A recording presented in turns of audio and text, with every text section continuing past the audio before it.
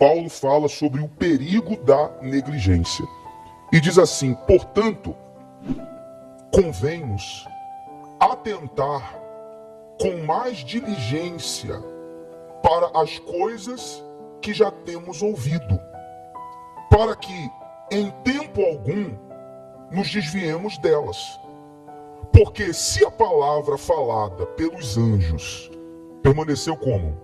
Firme, e toda a transgressão e desobediência recebeu justa retribuição, como escaparemos nós se não atentarmos para uma tão grande salvação? Então aqui ele não fala só de salvação, ele fala de uma, o quê? Tão grande salvação. Então não há dúvidas que aqui Paulo está falando do reino dos céus. Tão grande salvação, a qual, começando a ser anunciada pelo Senhor.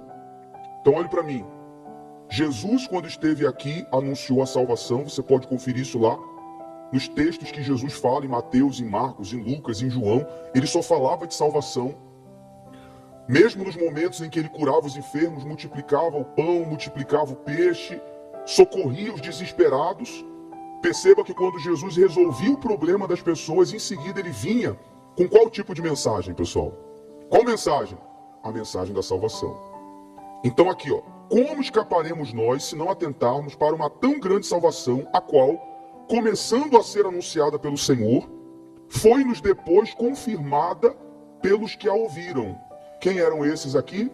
Eram os discípulos.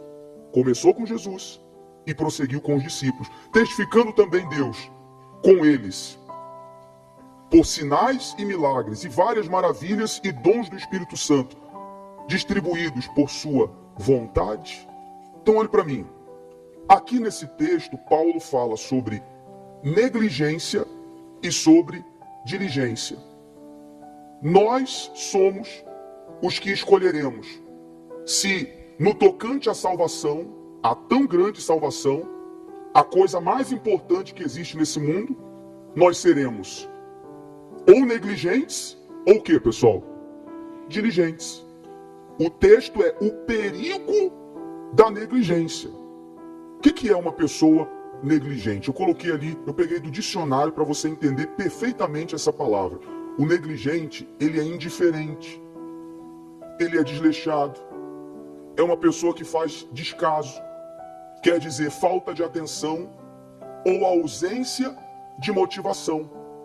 Então olha para mim, Paulo estava deixando bem claro que no tocante ao assunto da salvação, eu não posso ser indiferente, como ainda existem muitas pessoas dentro da igreja. O que é atraente para ela é quando nós falamos das bênçãos do céu para onde, pessoal? Para baixo. Quando se fala de bênçãos, de milagres, de cura, de dinheiro, de salvação familiar, de conversão do filho, conversão do marido, são pessoas que ficam acesas. Mas quando se fala da salvação, elas são indiferentes. É um assunto que ela trata com desleixo, com descaso, que ela não dá tanta atenção. É como se isso não fosse tão importante para ela. Ou a motivação dela se ausenta quando se trata desse assunto. Isso é um perigo muito grande. É um perigo muito grande porque nós não estamos falando de uma coisa pouco importante, e sim do mais importante. Como escaparemos nós se não atentarmos para isso? Você que está desde o início na Noite da Alma, você vai lembrar que nós começamos e na primeira Noite da Alma vocês vão lembrar que nós falamos muito forte sobre o inferno. Quem lembra disso, pessoal? Esse assunto, ele não pode ficar de lado. Esse assunto, ele não pode cair no esquecimento. O cristão, vocês vão lembrar, eu falei sobre isso na primeira reunião da Noite da Alma. O cristão, que é prudente, que é inteligente, que não trata a salvação com negligência, todo dia ao acordar, deve pensar no céu e aonde mais, pessoal? No inferno. Todo dia. Porque isso é olhar com os olhos espirituais.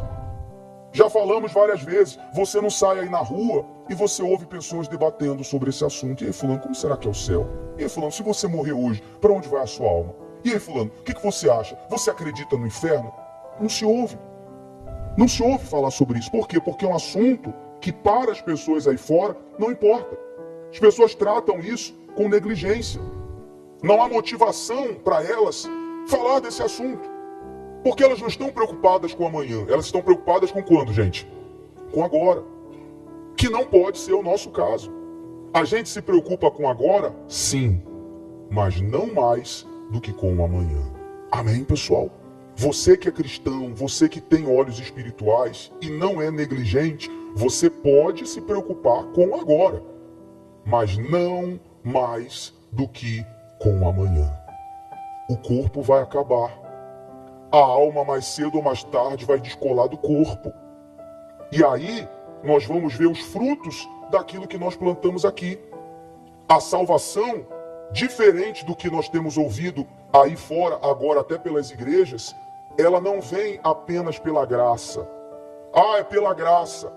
Deus que vai se encarregar de me salvar, que nem eu ouvi esses dias uma pessoa falando aí em um depoimento. Independente do que a gente faça, a salvação já está garantida porque ela é pela graça. Não, ela não é. Ela tem que ser conquistada. Depende das sementes que eu planto, depende das escolhas que eu faço.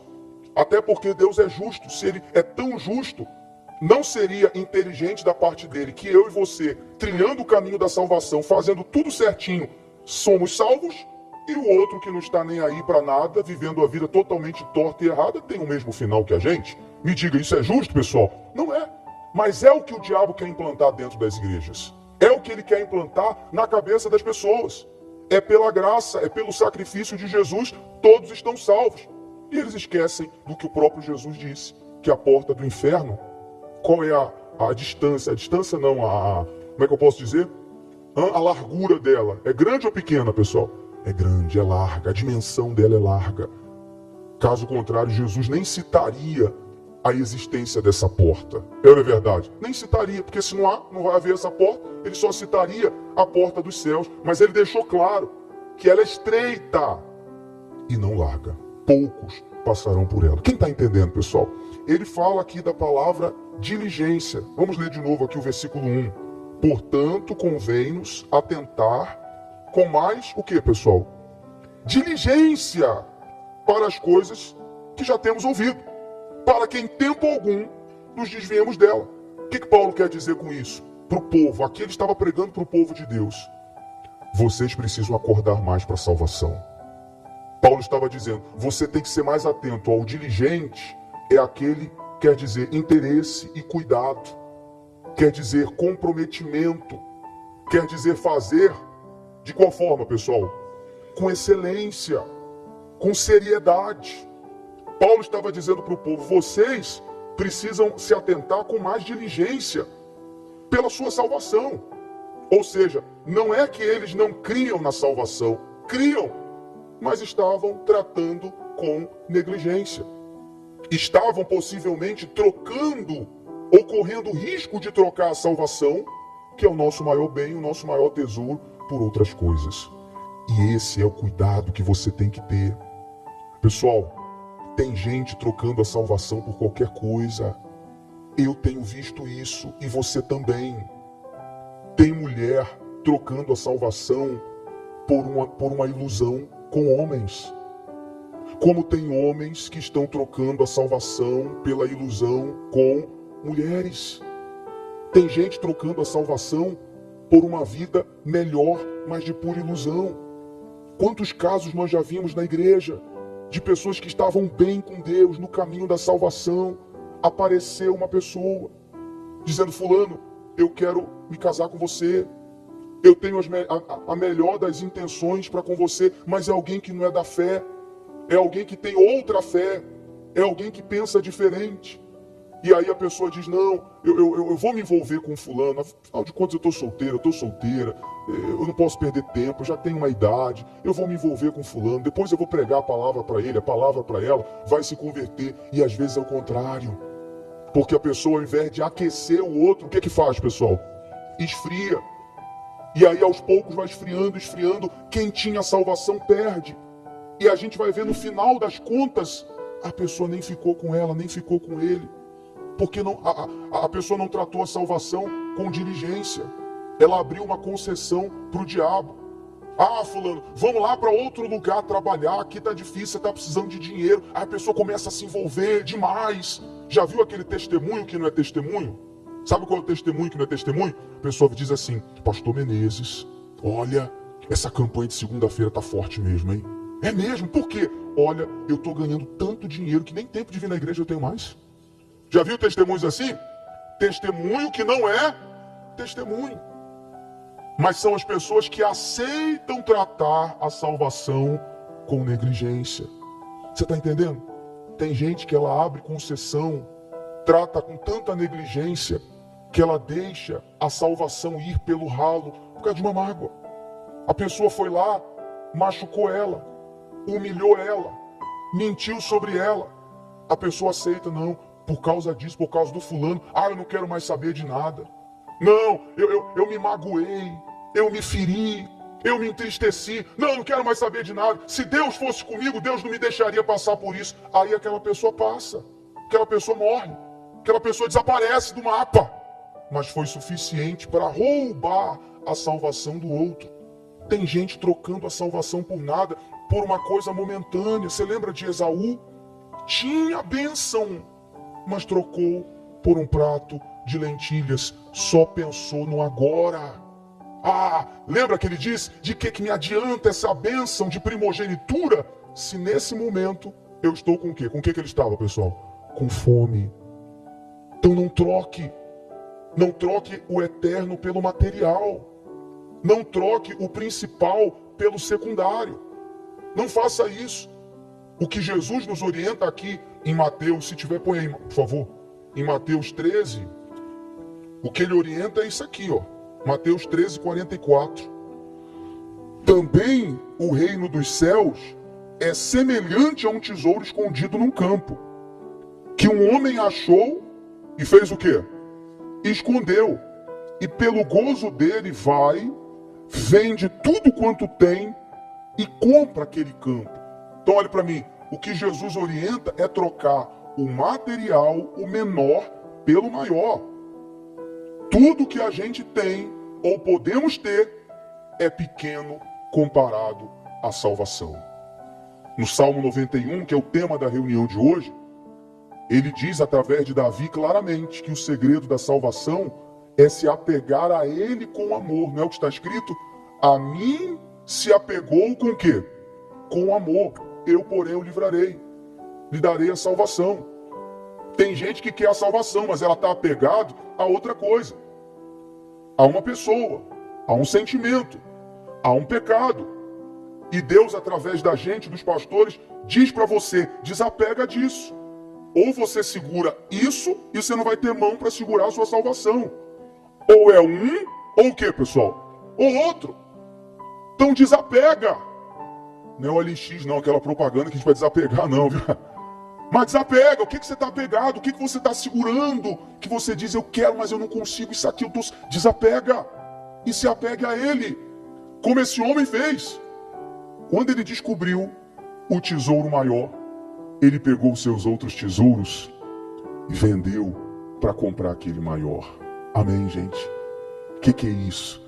É a pessoa que entende. Até você chegar aqui, você nem sabia o que era salvação. Ah, eu lá sei o que é salvação. Eu sei o que é a minha casa. Eu sei o que é a minha empresa. Eu sei o que é a aposentadoria. Eu sei o que é família. Mas talvez você não sabia o que era salvação.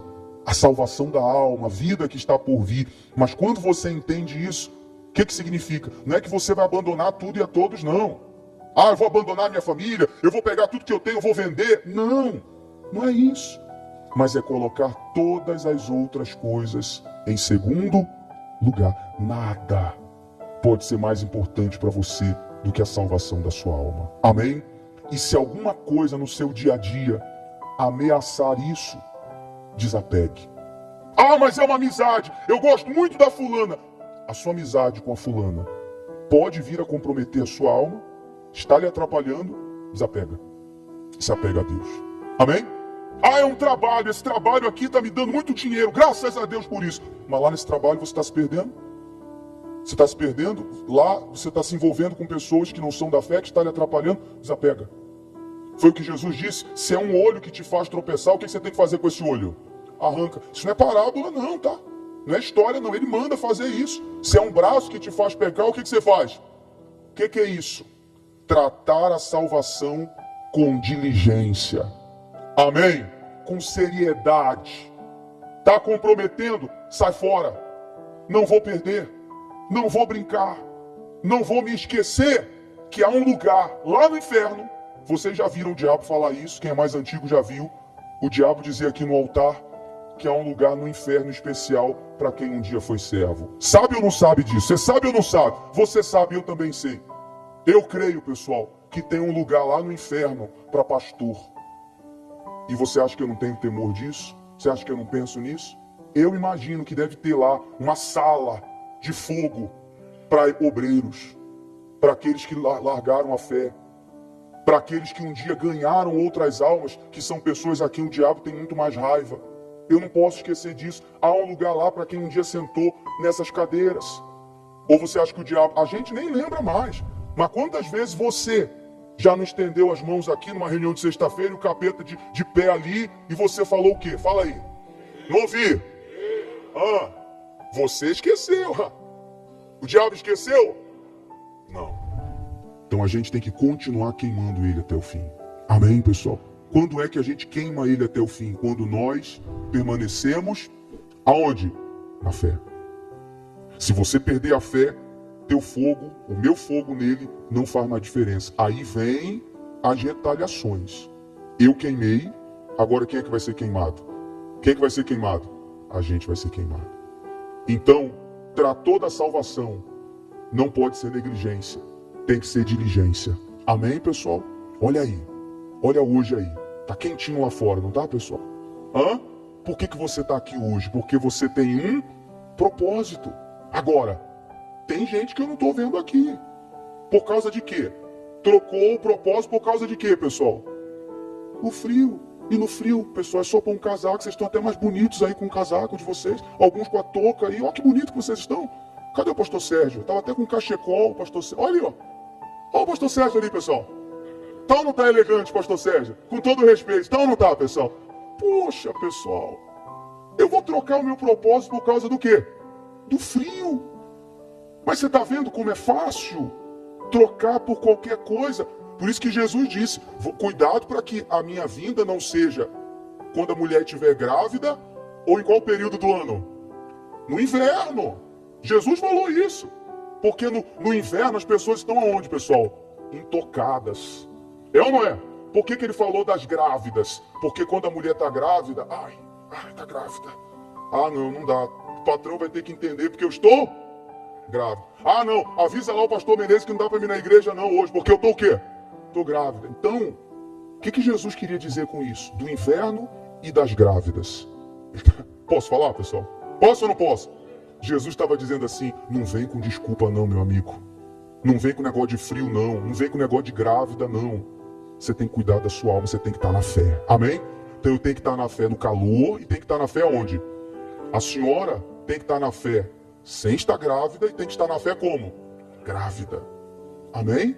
Eu tenho que estar na fé se eu tiver um familiar vivo e eu tenho que estar na fé se ele morrer.